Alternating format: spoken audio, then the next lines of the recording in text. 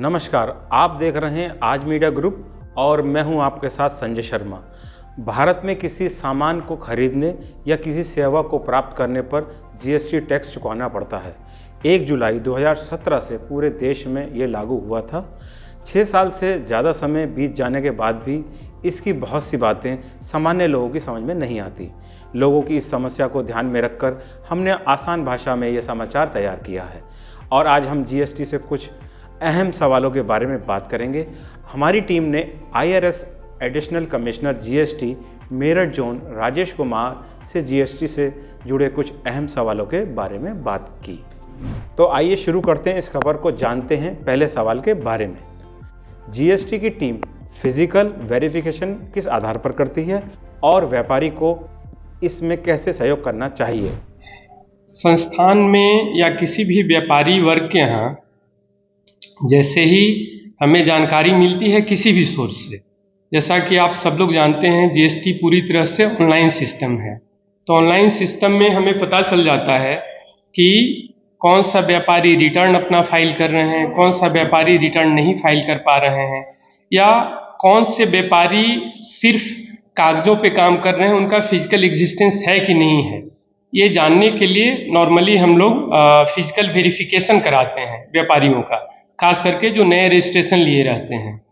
साथ साथ जो पुराने रजिस्ट्रेशन लिए हुए हैं उनके बारे में अगर हमें सूचना मिलती है कि ये फेक इनवॉइसिंग के इशू करने में लगे हुए हैं या इनका काम पूरी तरह से ठीक नहीं है, तो हम लोग उसको पूरे ऑफिस में, इन ऑफिस में हम लोग उसको पूरी तरह से एनालिसिस करते हैं, फैक्ट्स फिगर इकट्ठा करते हैं, उसके बाद व्यापारी के संस्थान में जाते हैं जांच करने के लिए।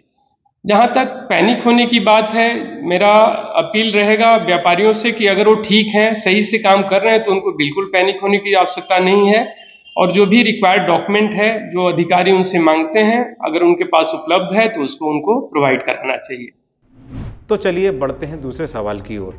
यदि कोई व्यापारी डोमेस्टिक अथवा एक्सपोर्ट दोनों कर रहा है तो क्या उसे 2 रजिस्ट्रेशन लेने की आवश्यकता पड़ती है? व्यापारी अगर डोमेस्टिक में काम कर रहे हैं, साथ साथ डोमेस्टिक के साथ साथ एक्सपोर्ट का काम कर रहे हैं, दोनों ही स्थितियों में उनको 2 रजिस्ट्रेशन लेने की आवश्यकता नहीं है। एक ही रजिस्ट्रेशन जीएसटी में लेना होता है एक स्टेट के अंदर अगर एक तरह का काम है। जहां तक रिफंड का सवाल है, चाहे तो रिफंड अगर एक्सपोर्ट कर रहे हैं तो कस्टम्स से ले सकते हैं या फिर जहां पे उनका रजिस्ट्रेशन है जिनके जुरिडिक्शन में, वहां के जीएसटी अथॉरिटी से के पास अप्लाई करके रिफंड ले सकते हैं। रिफंड सैंक्शन करने में दोनों ही जगहों से कोई परेशानी नहीं है। तीसरा सवाल व्यापारी को जानना बेहद ही जरूरी है कि जीएसटी ऑडिट के लिए विभाग व्यापारी का चयन कैसे करता है और इसका प्रभाव व्यापारियों के लिए सकारात्मक है या नकारात्मक? जहाँ तक जीएसटी ऑडिट का सवाल है, सर्वप्रथम मैं ये क्लियर करना चाहूँगा कि ऑडिट के लिए विभिन्न फर्मों का चयन मोटे तौर पे हमारा DGRM जो संस्था है दिल्ली में, वो चयन करते हैं और चयन का आधार विभिन्न प्रकार के रिस्क पैरामीटर्स होते हैं जो सिस्टम के थ्रू निकाला जाता है। साथ ही साथ 20% यूनिट का चयन हम लोग लोकल रिस्क पैरामीटर के आधार पे करते हैं। मैं यह भी कहना चाहूँगा कि ऑडिट बेसिकली हमारे व्यापारियों के हित में है। अगर उनसे कोई जाने अनजाने गलती हो गई है या कोई चूक हो गया है तो ऑडिट में वो सामने आ जाता है और उसको समय रहते रेक्टिफाई कर लेते हैं। कई हमारे पास ऐसे इंस्टांस आए हैं जिसमें उनका जेन्युइन रिफंड है जो अज्ञानतावश हमारे व्यापारी वर्ग या इंडस्ट्रियलिस्ट अप्लाई नहीं कर रहे थे। बाद में हमारे ऑडिट के समय हमारे ऑडिटरों ने बताया उन्हें कि इसमें उनका लीगली रिफंड बनता है, तो उन्होंने रिफंड भी फाइल किया। इसीलिए ऑडिट को सकारात्मक वे में लेने की जरूरत है। तो चलिए अब समाचार के आखिरी सवाल के बारे में बात करते हैं।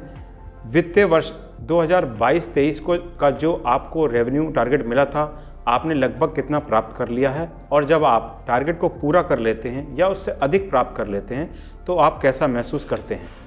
जहाँ तक रेवेन्यू टारगेट का सवाल है, हम लोग इसको अचीव करने की दिशा में बढ़ रहे हैं और मुझे पूरी उम्मीद है कि फाइनेंशियल ईयर के समापन तक हम इस टारगेट को अचीव कर लेंगे। निश्चित रूप से टारगेट जब अचीव हो जाता है तो बहुत खुशी होती है, चारों तरफ से अप्रिसिएशन भी मिलता है, लेकिन सबसे बड़ी बात है कि टारगेट पूरा करने से या टारगेट से अधिक वसूल करने से हमें देश के विकास के लिए एक सोर्स इकट्ठा होता है, जिससे ज़्यादा आत्मीय खुशी मिलती है। धन्यवाद। तो आपने देखा, इस खबर में हमने जीएसटी से संबंधित कुछ सवालों के बारे में जाना। हम उम्मीद करते हैं कि आपको यह खबर पसंद आई होगी। फिलहाल इस खबर में बस इतना ही। शहर और राज्य की हर छोटी और बड़ी खबर देखने के लिए जुड़े रहिए आज मीडिया ग्रुप के साथ। धन्यवाद।